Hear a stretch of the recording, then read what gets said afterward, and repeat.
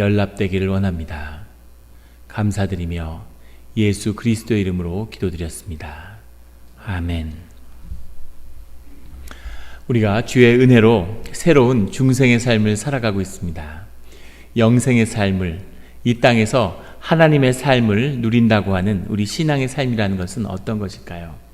신앙의 삶을 살아간다는 것, 많은 도전과 고난과 역경이 기다리고 있는 그 신앙을 속에서 그 길을 걸어간다는 것은 주 안에서 우리에게 어떤 의미를 가지는 것일까? 그것에 대한 아주 큰 도전의 말씀을 오늘 성경은 우리에게 증거하고 있습니다. 오늘 말씀 가운데 새로운 삶의 의미를 발견하는 우리 성도님들이 되시기를 예수 그리스도의 이름으로 축원합니다. 오늘 5장 20절 말씀 이렇게 시작합니다. 그러므로 우리가 그리스도를 대신하여 사신이 되어, 우리가 이 땅에서 예수님을, 그리스도를 대신하는 그의 사신이 되었다라고 선포하고 있는 것이죠. 사신이라고 하는 것은 프레스 베우노멘이라고 하는 그런 그 그리거인데, 이 말의 영어식 뜻은 앰베서더입니다. 우리가 이 땅에 주님의 대사가 되었다라는 거죠. 대사는 전권 대사의 줄임말이죠. 한 나라의 전권 대사가 되어서 그 나라의 권능과 그 권위를, 그 국익을 모두 대표하는 자, 그 자가 바로 대사입니다. 우리가 하나님 나라의 대사가 돼서 이 땅에서 하나님 나라의 뜻을 관철하고 전하는 그 일을 부름받은 우리가 이 땅의 대사인 거죠. 하늘나라의 대사인 겁니다. 태평양 지역 사령관을 하는 해리스 제독이 주한 미국 대사로 임명을 받았죠. 그 대사가 임명을 작년에 받고 부임해서 미국의 권익과 국익을 대변하는 일을 한국 땅에서 하고 있는 겁니다. 그 사람의 오직 목표는 미국의 국익을 한반도에서 관철하는 일이겠죠. 그런데 만약에 그 해리스 대사가 미국 대통령과 이게 전화를 걸어서 이런 일을 매일 한다고 한번 생각해 보세요. 매일마다 전화를 아침에 일어나면은 시차도 안 맞는데 미국 대사가 대통령한테 전화를 걸어서 우리 집에 지금 대사 관저에 수돗물이 너무 적게 나와서 샤워에 어려움이 있습니다. 이거를 좀 빨리 개선시켜 주셔야 된다고 그런 얘기를 한다든가, 또 다음 날은 우리 아이들이 많이 아픈데 이것을 치료해 주는 그런 일을 해야 된다고 이렇게 요구를 하고, 그 다음 날에는 제가 마음에 근심이 있어서 대사직에서 물러나면 앞으로 무슨 일을 할까 그런 고민이 있는데 그것의 문제를 좀 해결해 주고 답을 줬으면 좋겠다. 그런 이야기들을 미국 대통령한테 끊임없이 요구한다고 생각해 보십시오. 미국 대통령은 어떤 마음일까요? 이 사람은 대사직에 합당하지 않구나 이렇게 생각하겠죠. 대사는 대사에 합당한 일이 있다는 겁니다. 그리고 그 나머지의 모든 일은 대사로서 당연히 미국이 해결해 줘야 할 일이겠죠. 그것을 대사가 구하지 전에, 대사가 구하지 않아도 알고서 해결되고 그 모든 것이 미국의 국익 가운데 보장되는 것, 이것이 대사의 삶일 겁니다. 그래서 이 사신이 된 그리스도를 대신하는 하늘나라의 대사가 된 우리들은 하나님의 뜻이 무엇인가를 밝히 알고 하나님의 뜻을 이 땅에서 증거하는 것, 이것이 우리의 부르심이고 우리의 소명이 되겠죠. 오늘 말씀 가운데 너희를 권면하시는 것 같이 그리스도를 대신하여 간청하노니, 간절히 간청한다고 그렇게 사도 바울은 외치고 있습니다. 너희는 하나님과 화목하라. 고린도 교회가 많은 어려움 속에 처해 있는 겁니다. 그의 제자이며 아들 같았던 디모데를 목회자로 파송했지만 그가 그 목회를 감당하지 못했죠. 예루살렘에서 보낸 그런 또 다른 이 목회자들과 갈등이 일어나고, 이 교회 가운데 우리가 교회에서 경험할 수 있는 모든 갈등이 다 존재한다는 것을 고린도 전서 후서를 통해서 볼 수 있습니다. 고린도 교회를 개척하고 거기에 자신의 삶을 바쳤던 사도 바울이, 하나님의 대사가 되어서 하나님의 뜻을 이루고자 했던 사도 바울이 이 고린도 교회를 통해 간청하는 그 답은 무엇이냐면 너희는 하나님과 화목하라는 거죠. 하나님과 화목해라. 그 많은 어려움들과 많은 갈등과 많은 문제가 있는데 그 문제에 대한 답을 오직 하나로 제시한다면 너희는 하나님과 화목해야 된다라고 이야기하는 겁니다. 하나님이 우리와 함께 하시는, 하나님과의 관계가 회복되는, 하나님이 우리 가운데 답이 되시고, 하나님이 우리를 인도하시고, 하나님이 우리에게 능력이 되시고, 하나님이 우리에게 그리스도가 되시는 그 일이 회복되어야지만이 너희 삶 가운데, 너희 교회 가운데 모든 일들이 해결받을 수 있는 것이다 라고 하는 것을 막 권면하고 있는 거죠. 하나님과 늘 화목하는, 하나님과 화목이 회복되는 우리의 삶과 내 자신과 우리 영락교회가 되기를 예수 그리스도의 이름으로 축원합니다. 이것이 주님의 뜻이고 이것이 주님이 우리에게 행하고자 하시는 바죠. 하나님과 화목하며 그 화목을 우리 가운데 이루어내는 겁니다. 그 화목을 이루어낼 수 있는 근거를 오늘 21절 말씀에 증거하고 있습니다. 하나님이 죄를 알지도 못하신 이를 우리로 대신하여 죄로 삼으신 것은, 죄가 없는 하나님이, 죄가 없는 예수님이 죽임을 당한 것, 왜 죄가 없는 자가 죽어야 했을까? 죄 없는 자의 죽음은 우리의 죄를 위한 것이었다라고 하는 것을 제자들이 십자가를 통해 깨닫게 되었죠. 그리고 예수님의 부활을 통해서 그 죄가 정복되었음을, 그 죄가 극복되었음을 사도들과 그의 제자들은 깨달았습니다. 그 깨달은 자들이 주님의 사신이 되어서 하나님의 의를 드러내는, 하나님의 의가 우리에게 나타나는 그 일이 이 교회와 우리의 삶의 자리에 있어야 된다는 거죠. 그것이 하나님이 우리를 부르신 뜻입니다. 그런데 거기에는 그 하나님이 우리를 부르시고 하나님의 사명을 감당한다는 것 이상의 더 깊은 뜻이 들어있죠. 그 깊은 뜻은 우리가 주님의 뜻을 받들고 화목을 이뤄내는 주님의 사신이 되었을 뿐 아니라 그 사명과 우리가 감당하는 사역이 우리 삶을 향해서도 주님의 은혜이고 우리 삶의 답이 된다고 하는 겁니다. 그 뜻이 얼마나 깊고 소중한 것인지, 그 삶의 의미가 얼마나 깊은 것인가에 대한, 그것에 대한 바울의 고백이 그 다음에 나타나는 거죠. 6장 1절에 우리가 하나님과 함께하는 일하는 자로서 너희를 권하노니 하나님의 은혜를 헛되이 받지 말라. 주의 은혜를 받은 자고 주님의 사명을 감당하는 자지만 너희 삶에 하나님이 답이 되고 그리스도의 뜻이 나타나지 않으면 하나님의 은혜가 헛된 것이 아니냐. 너희의 생명을 주님의 생명보다 더 높이 여겨서 그 생명을 구원하고자 십자가의 목숨을 바치신 예수 그리스도의 의가 우리에게 나타나야 되지 않느냐, 이렇게 선포하고 있는 거죠. 하나님의 의가 우리에게 나타나는, 우리 삶 가운데 구원이 되는 참뜻이 무엇일까요? 그 삶의 비밀이 어떻게 주님이 그리스도의 십자가가 우리 삶 가운데 깊은 답이 될 수 있을까? 그것이 복음을 살아낸 사도 바울의 고백인 것입니다. 1995년도에 서초동에 있었던 백화점, 그 당시에는 아주 한국을 대표하던 가장 호화로운 백화점이었던 상품 백화점이 아침에 한순간에 무너졌습니다. 아침 뉴스를 통해서 하루 종일 상품 백화점의 사건을 보고 거기에 생존자를 찾는 그 구조 활동을 며칠 두고 봤던 기억이 나요. 상품 백화점이 무너질 때 그 가운데 직원들이 있었는데 살아남은 그 직원들이 상품 백화점을 나오면서 처음에 나왔을 때는 기적적으로 살아남은 영웅과 같은 대접을 받았죠. 그런데 시간이 지난 다음에 그들이 나올 때 백화점 안에 있는 귀금속과 소중한 돈 되는 가치 있는 것들을 잘 챙겨 갖고 나왔다는 사실이 드러났습니다. 그것이 보도되고 사람들이 분노하고, 그 사람들이 회사의 자산을 챙겨 나온 것이기 때문에 아무런 범죄가 되지 않죠. 근데 문제는 이 위험의 징후를 알았음에도 불구하고 손님들을 대피시키지 않고 귀중한 자산을 챙기려 했다는 그것 때문에 배임죄가 돼서 전부 감옥살이를 하게 됐죠.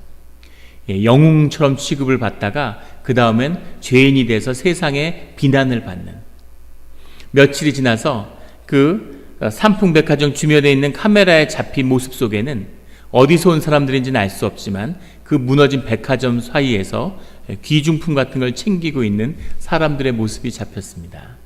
한 여인이 거기서 온전히 되어 있는 옷가지 같은 것을, 비싼 옷이었겠죠, 그것을 들고 그것을 자기 가방에 챙겨 넣고 있는데 그 표정에 환한 미소가 있는 거예요. 그래서 악마의 미소다 이렇게 소개가 돼서 세계적으로 화제가 됐었죠. 어떻게 남의 불행 가운데, 수많은 사람들의 죽음 가운데 그런 작은 이익을 챙기면서 미소 짓고 있는, 어떻게 인간이 이럴 수가 있을까? 이것은 인간이 아니라 악마가 아니냐, 그렇게 사람들이 손가락질했지만 사실 모든 사람들을 불편하게 하는 진실은 우리의 마음 깊은 곳에는 그런 마음이, 그런 작은 이익을, 작은 이해에 기뻐하는 그런 마음이 우리 가운데 있는 거죠. 우리의 마음 깊은 곳에 우리가 주님의 복음을 영접하고 새 사람이 되어서 그리스도의 영으로 살고자 하지만 우리 삶 가운데 고난과 역경이 남아있고 우리 삶에서 내가 살아가는 나의 삶이라고 하는 것의 그 깊은 심연에는 무엇이 있을까라고 하는 깊은 도전을 주고 있는 것입니다. 우리의 심령 가운데 뭐가 있을까요? 신누스케 누마타라고 하는 작가가 있습니다. 신인 작가인데 이 작가가 일약 유명해진 것은 2년 전에 2017년에 후쿠오카라고 하는 일본의 작은 도시에, 지방 도시에 학원 강사를 하던 이 청년이 책을 처음으로 썼는데, 청년이죠. 나이가 이제 40이 돼서 처음으로 인생에 작은 소설을 한 권 썼는데, 그것이 그해 아쿠다가와상이라고 하는 일본의 문학계가 자랑하는 157번째 수상자가 되었기 때문입니다. 일생에 처음 쓴 작은 소설 한 권이 일본의 최고의 문학상을 받고 큰 화제가 되었죠.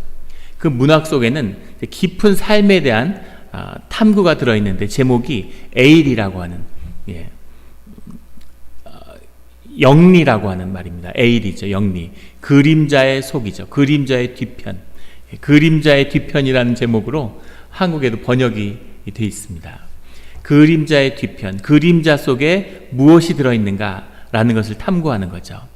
이 제목에 사실은 끌려서 이 소설을 보게 됐는데, 이 제목은 조원대사라고 하는, 조원선사라고 하는 선종의 아주 큰 스님이죠. 12세기의 스님인데 그 스님의 선시에서 그 제목을 따왔다고 그래요. 따온 것 같습니다. 정광영리 참춘풍이라고 하는, 번개불에 봄바람을 가른다라고 하는 뜻입니다. 원나라 시대 때 병사들이 내전이 일어나서 절을 전부 점거하고 있는 거죠. 그 죽음의 위협 속에서 이 조원대사가 쓴 시예요. 이 노래를 불렀다고 그러죠. 그 원나라의 삼척검이라고 하는 그 복음을 갖고 와서 내 목을 쳐도 그것이 번개불이 바람을 가르는 것처럼 봄바람이 흘러가는 곳에 지나지 않는다. 이 땅끝에 내 지팡이 한 곳을 둘 곳이 없구나라는 것으로 시작되는 시인데, 그 조원대사는 몰라도 이분의 여러 시편에 나오는 것들을 이런 여러 무슨 문학 같은 걸 통해서 접하신 적은 있을 겁니다. 이 번개불이 봄바람을 가른다고 하는 것에는 깊은 뜻이 있죠. 바람이 지나간다는 뜻이 있고, 더 깊은 뜻에는 꺼리낌이 없는, 내 목이 떨어질 거라고 하더라도 이 삶은 아무 지나가는 바람이, 봄바람이 흘려 지나가는 것에 지나지 않는다라는 뜻이 들어있는 거죠. 더 깊은 곳에는 우리의 삶이라고 하는 것은 찰나지만, 인생이라는 것은 그냥 지나가는 것이지만 그 속에는 영혼의 문제가 있다. 그것에 굴하지 않는 영혼의 문제라는 것이 우리 가운데 있다라고 하는 선포이기도 합니다. 이 영리라는 소설에 보면 주인공이 이와타현이라고 하는 시골에 동경에서 근무하다가 한 회사에 일을 하러 내려가게 되죠. 그 일을 하러 내려가게 된 데서 히야사라고 하는 직장의 동료를 만납니다. 또 둘이 친구가 돼서 같이 낚시를 다니고, 청주를 좋아해서 같이 술을 마시고 낚시를 하는 이것으로 친구가 되죠. 친구가 돼서 같이 사귀었는데 시간이 지났는데 어느 날 갑자기 히야사가 회사를 그만뒀다는 사실을 알게 됩니다. 그렇게 친한 줄 알았는데 회사를 그만두는 중요한 결정을 하면서도 자신에게 아무 의논도 하지 않은 거죠. 그리고는 그 뒤에 얼마 있다 나타나서 자신이 상조회사에 다시 취직이 됐다고 하면서 자신에게 상조회사에 가입하라고, 아직 청년인데 상조회사에 가입해달라고 부탁을 하러 찾아오는 겁니다. 굉장히 씁쓸했지만 다시 상조회사에 가입하고 그 히야사와 친구가 돼서 주인공 나는 다시 낚시를 다니는 시간을 갖게 되는 겁니다. 그런데 이번에는 동일본 대지진이 일어나서 2011년에 이 히야사라는 친구가 행방불명이 된 거예요. 그래서 이 친구를 찾아다니는 거죠. 찾아다니면서 히야사라는 친구의 삶을 추적하면 추적할수록 이 친구의 점점 더 어두운 삶의 면을 발견하게 되는 거예요. 아버지를 찾아갔더니 아버지와는 절연을 하고 연락을 끊은 지 오래되고, 도대체 이 친구는 누구냐? 이 친구는 어떤 삶을 사는 친구였는지, 같이 청주를 마시고 같이 낚시를 다니면서 삶을 나누었지만 그 친구를 전혀 알 수 없는 거죠. 캐 갈수록 점점 삶의 어두운 면이 드러나는데, 주인공 자신은 그 친구의 희야사의 뒷배경을 추적하면서 그 뒤에 있는 그림자의 어두운 면을 계속 추적해 가면서 사실은 자신의 어두운 면을 발견하게 되죠. 그 어두운 면은 그럼에도 불구하고 그 친구가 어떤 사람이든지 간에 그 친구를 그리워하는 그런 외로움과 고독함에 지쳐있는 자신을 발견하게 되는 겁니다. 자기는 혼자 잘 살 수 있어. 내 삶에 아무 문제가 없어. 다 이렇게 살지. 하지만 그 삶이 자기 스스로에게 답이 되지 않는, 외롭고 지쳐서 그 사람이 어떤 사람이든지 간에 친구를 되찾고 싶은 그런 마음을 가지고 있는 인간의 내면의 그 고독함을 잘 묘사했다, 이런 평가를 받는 거죠. 사람의 마음에 무언가를 건드리고 있는 겁니다. 작은 책, 얇은 책 한 권에 아무 이야기도 아닌 것 같은 그 이야기를 통해서 사람들은 자신이 느끼고 있는 깊은 고독을 만나게 되는 거죠. 외롭고 슬프고 허무하고. 우리가 삶을 산다고 하는 것, 때로는 두려움 때문에 생존을 위해서, 때로는 자녀에게 정을 붙이고, 때로는 부부간에 정을 붙이고, 뭔가 삶의 목표를 가지고 성취를 위해서 살아간다고 생각했지만, 그런 모든 것이 떠내려 나면 정말 삶이라는 것은 무엇인지, 삶을 마주하고 산다는 것의 참된 뜻이 무엇인지에 대한 근본적인 질문, 실존에 대한 질문이 우리 앞에 가로놓여 있다는 거죠. 그 앞에서 고독하고 슬픈 자기 자신을 마주하게 되는, 이것이 삶이라고 하는 것을 이 영리의 작가는 이야기하고 있는 거죠. 참 신기하게도 똑같은 작품이 미국에도 있습니다. 우리가 잘 아는 해밍웨이의 노인과 바다죠.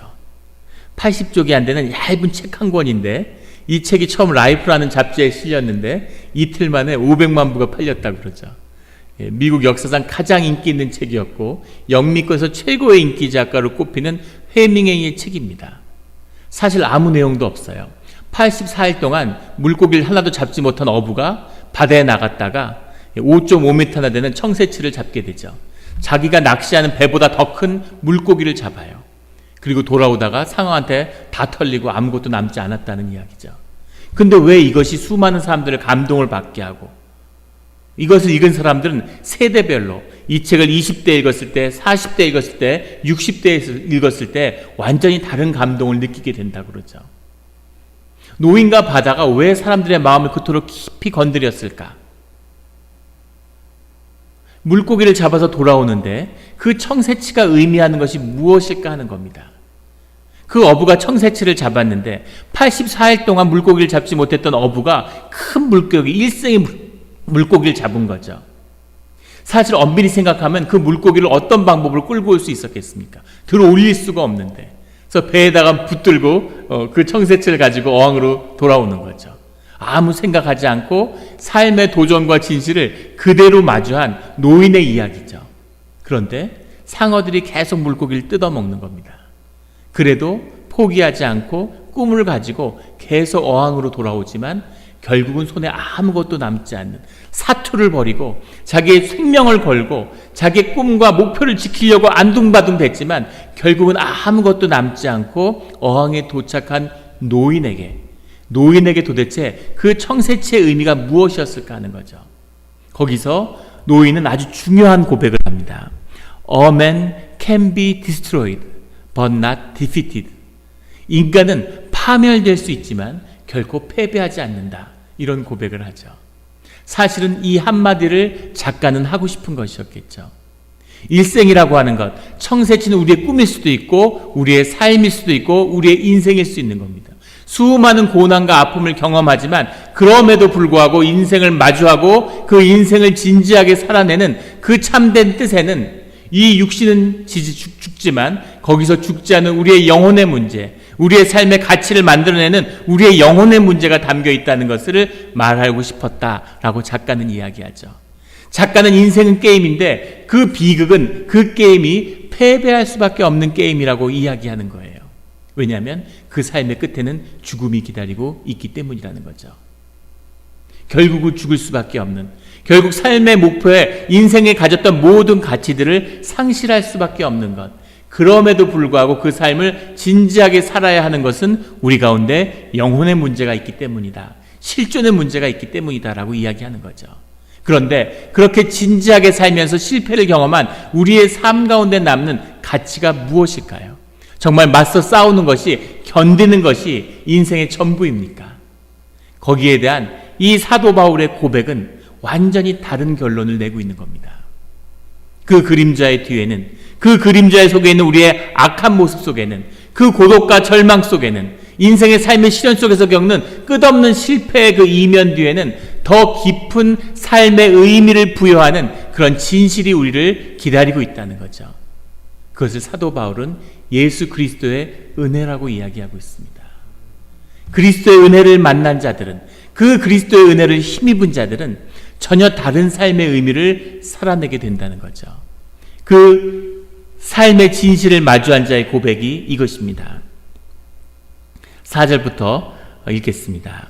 오직 모든 일에 하나님의 일꾼으로 자천하여 많이 견디는 것과 환난과 궁핍과 고난과 매맞음과 갇힘과 난동과 수고로움과 자지 못함과 먹지 못함 가운데서도 삶의 끝없는 좌절을 경험하지만 그 가운데에서는 6절에 깨끗함과 지식과 하나님에 대한 지식이죠. 오래 참음과 자비함과 성령의 감화와 거짓이 없는 사랑과 진리의 말씀과 하나님의 능력으로 의의 무기를 좌우에 가지고 영광과 욕됨으로 그러했으며 악한 이름과 아름다운 이름으로 그러했느니라. 우리는 속이는 자 같으나 참되고 영광과 욕됨이 삶 가운데 있고 악한 이름과 아름다운 이름이 우리 가운데 함께 있고 우리 가운데 속이는 것과 참된 것이 함께 있지만 그 모든 것 가운데 우리 삶의 귀한 것을, 우리 가운데 있는 천사를, 우리 내면 가운데 진실한 것을 붙들어주고 그것을 우리의 삶으로 만들어주는 것이 그리스도의 영이고 십자가의 공로였다는 것을 사도 바울은 경험하고 고백하는 것이죠. 그것이 믿는 자들의, 하나님의 부르심을 받은 자들의 소명입니다. 그 똑같은 삶을 살아가는 것 같지만 그 삶 속에서 주님이 발견됨으로, 주님이 함께함으로 삶을 전혀 다른 의미로 바꿀 수 있는 그 은혜가 주 가운데 있다는 거죠. 저희 막내 의규가, 저희 아들 셋이 있잖아요. 근데 아이들이 뭐 큰 다른 것엔 욕심이 없는 것 같은데 휴대폰에 대한 집착이 대단합니다. 휴대폰의 삶이 전부인 것 같아요. 그것을 보다 더 빠르고 보다 효율적인 휴대폰을 갖고 싶어서 항상 목말라죠. 예. 그런데 애들한테 그런 걸 사줄 수는 없잖아요. 필요도 없고. 애들이 그걸 너무 소중히 갖고 싶어 하니까 하는데 지난번에 할머니가 왔을 때 그것을 아이들 셋이 원하는 것을 덜컥 사줬어요. 아이들이 얼마나 기뻐하고 얼마나 그걸 자랑스러워 하는지 그 모습을 보니까 사줘야 되는 게 맞았나 이런 생각도 드는 거죠. 그런데 그렇게 한 1년 넘게 잘 썼는데 막내가 쓰던 휴대폰이 덜컥 고장이 난 겁니다. 전화기가 아이폰이 600불짜리인데 고치러 가니까 1년이 넘어서 400불을 내야지 수리가 된대요. 그리고 또 고장나면 그 수리비를 또 내야 된다는 겁니다. 1년 안에 고장이 나면 휴대폰 새로 사는 게 나은 거죠. 새로 사란 얘기죠. 그래서 고장났지만 보상 판매를 100불에 하니까 400불을 내고 고칠래? 아니면 500불에 새로 살래? 이렇게 하는 거죠. 그래서 그 애플이 그런 스피릿을 잊어버렸구나. 애플의 장래는 참으로 암담하구나. 이런 생각이 들었습니다. 돈독이 오른 거죠, 회사가. 원래 그런 회사가 아니었는데.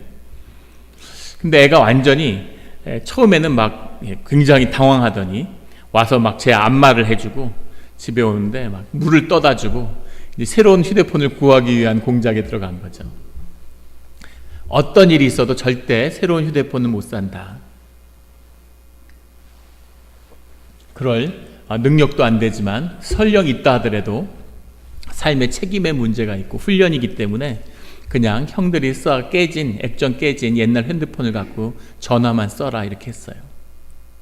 애가 그걸 돌파하기 위해서 막 이런저런 선심을 어떻게든 끌어내기 위해서 막 애를 쓰는데 저도 마음을 다지고 계속 기도하면서 마음을 굳세게 절대로 여기서 무너지면 안 된다. 이것은 자녀의 훈련이다 하고 참고 있는 거죠. 그런데 애가 오더니만 한 이틀 지났더니 오더니 정말 휴대폰을 살 방법이 안 사줄 거냐고. 절대 안 사준다 이러니까 애가 그 다음에는 한 이틀은 얼굴이 완전히 흑빛이 돼가지고 얘가 눈을 딱 뜨면은 잘 때까지 한순간도 쉬지 않고 계속 떠드는데 말 좀 그만하라고 학교 선생님이 레터를 보냈는데 정말 좋은 학생인데 말을 조금만 줄였으면 좋겠다 이런 편지를 보내줬어요. 끊임없이 떠드는데 태어나서 처음 봤으면 이틀 동안 한마디도 안 해요. 얼굴이 완전히 시꺼매져가지고 망연자실한 표정을 이렇게 넋을 잃고 앉아있는 거죠. 그래도 어쩔 수 없기 때문에 괴롭지만 잘 참았습니다.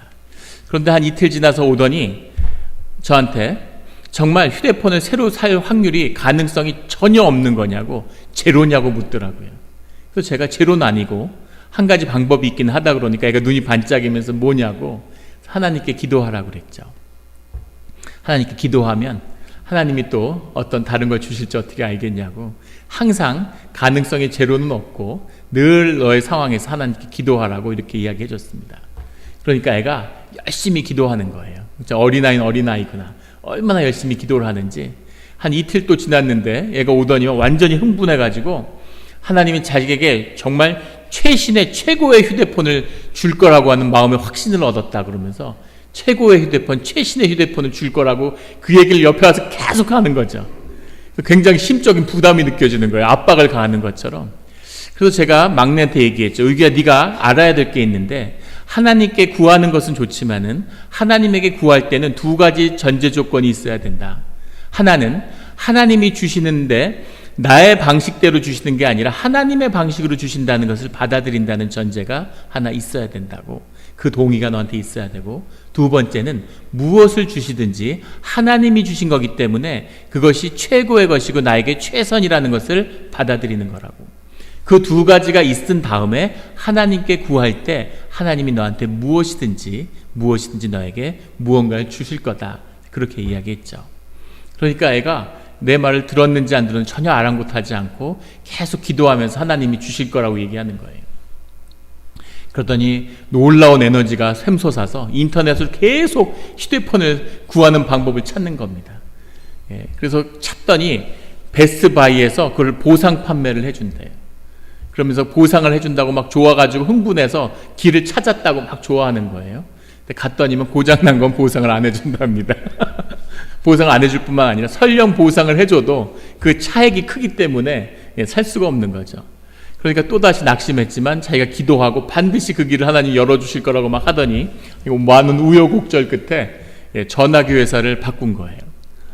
AT&T에서 버라이전으로 전화기 회사를 바꾸면 그러면 바이원 겟원 프리, 새로 나오는 아직 출시가 안 된 최신 삼성폰을 바이원 겟원 프리로 줄 뿐 아니라 프로모션도 있고 전화비도 한 달에 얼마가 절약되고, 그래서 1년 안에 한 푼도 들이지 않고 우리 가족 모두 전화기를 바꿀 수 있다는 거죠. 형들 전화기를 가져가서 보상을 하면 되니까 그래서 온 가족이 다 최신 폰을 얻을 수 있다고. 그래서 광고는 그렇게 하지만 실제 가면 그렇게 되지 않을 거다. 아빠도 경험을 안 해본 게 아니다. 그랬는데 하여간 자기가 분명히 하나님이 바꿔주신다고 그랬다 그러면서 거기를 찾아갔어요. 우여곡절 끝에 전화기 회사를 바꾸고 진짜 돈을 한 푼도 안 들이고 온 가족이 다 전화를 바꿨습니다. 형들이 얼마나 고마워하는지 동생 때문에 새 전화기를 얻게 됐으니까 막 고마워하고 얘가 완전히 히어로가 된, 가정의 히어로가 영웅이 된 거죠. 의기양양해갖고 저한테 막 그러는 거예요.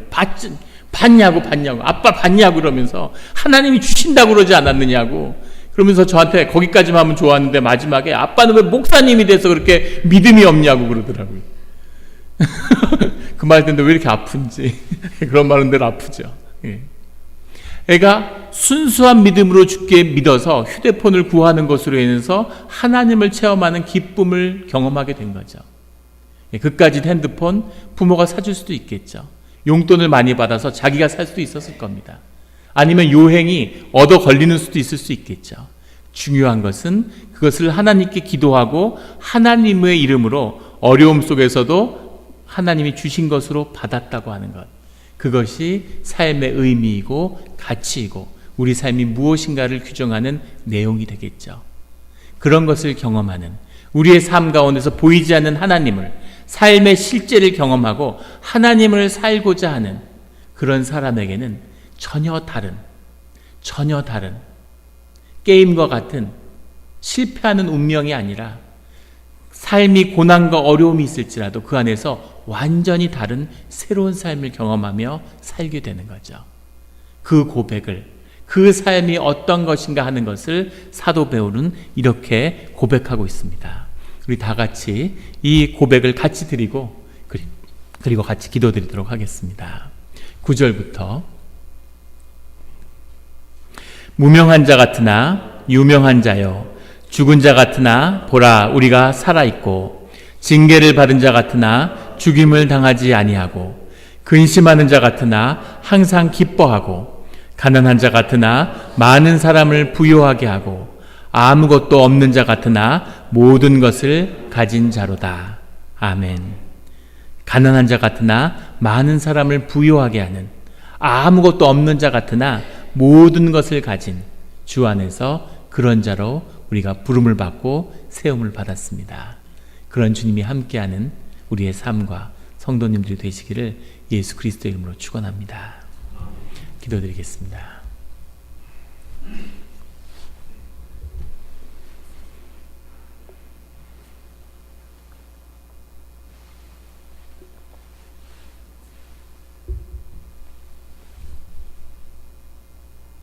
하나님 아버지 감사합니다. 주님을 알기 전까지는, 주님을 이름으로 살기까지는 십자가를 영접하며 십자가 안에서 우리의 자아가 죽기까지는, 십자가 안에서 죽은 자아를 통해 우리의 새 생명이 예수 그리스도와 연합하여 부활하기까지는, 예수 그리스도의 삶과 영을 우리의 삶으로 살아내기까지는 우리의 삶이 허무하고 의미 없고 고독하고 외로운, 마치 저주받은 것과 같은 그런 것이었음을 주님 앞에 고백합니다. 주님, 주께서 우리의 삶의 주인이 되시니, 주께서 우리의 삶과 함께 하시니, 우리의 삶 가운데 주님의 보혈의 피가 흐르고 있사오니, 주님, 우리가 아무것도 없는 것 같으나 고난받는 자 같으나 우리 가운데 기쁨과 모든 것을 가진 부유한 자로서의 삶을 살 수 있음으로 인해 주님께 감사를 드립니다. 새로운 삶을, 실제의 삶을, 영원한 삶을, 아름다운 삶을 살기를 원합니다. 주님 감사합니다. 예수 그리스도의 이름으로 기도드렸습니다. 아멘.